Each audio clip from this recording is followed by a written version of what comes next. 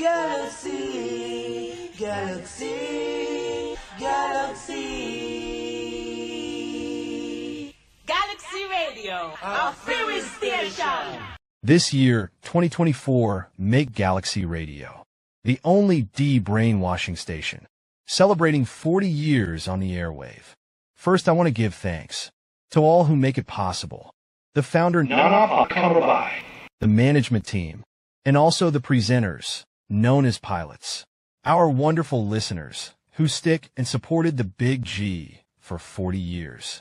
Not to mention those pilots and listeners who is no longer in our present today. They has journey on to the ancestor, but they will always in our thoughts. Galaxy was founded in Southeast London, 1984.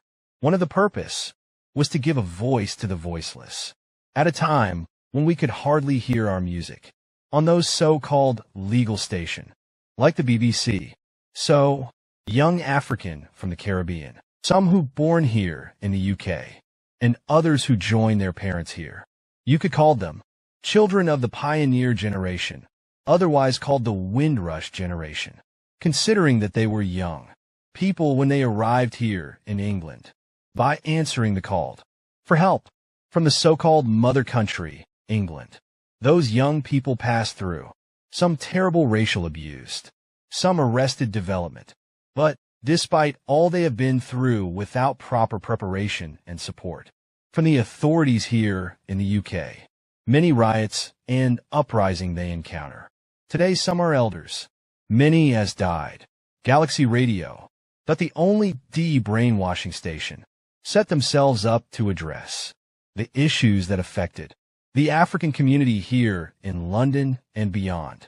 When Galaxy hit the airwave in the 80s, it was a weekend station, broadcasting from Friday 6 p.m. to Sunday midnight, and also bank holidays, a revival and cultural station, giving our artists and musicians a chance to hear their music played.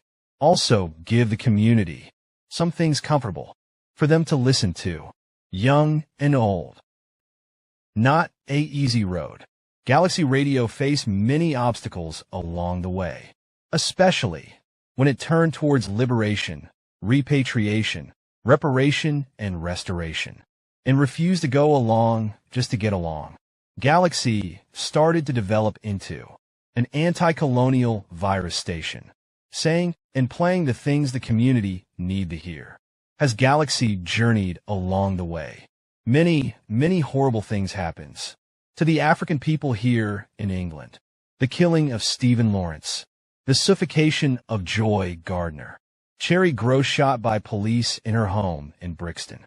Cynthia Jarrett collapsed and died of a heart attack during the search of her home by police. The incident sparked off riots in the Broadwater Farm area of North London. Ricky Bishop, Christopher Alder, death in police custody, and more.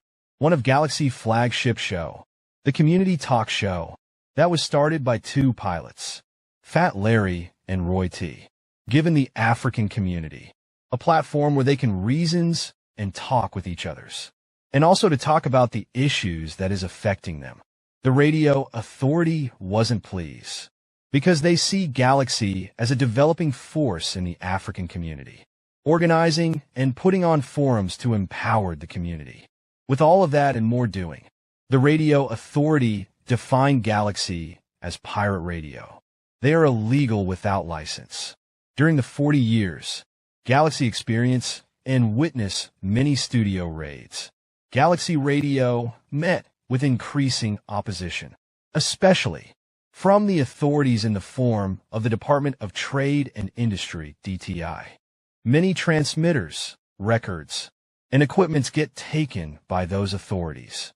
The management and pilots of Galaxy Radio, over the years, has been threatened with prison sentence, fines, and court appearance if they don't exit from broadcasting on the FM airwave. In those days, Galaxy Radio on 102.5 FM on your dial. 2017 is when Galaxy Radio exit the FM frequency because a member of the management team was taken to the court in London. Dr. Abu Ratada was the one. Galaxy. Galaxy Radio, our favorite station.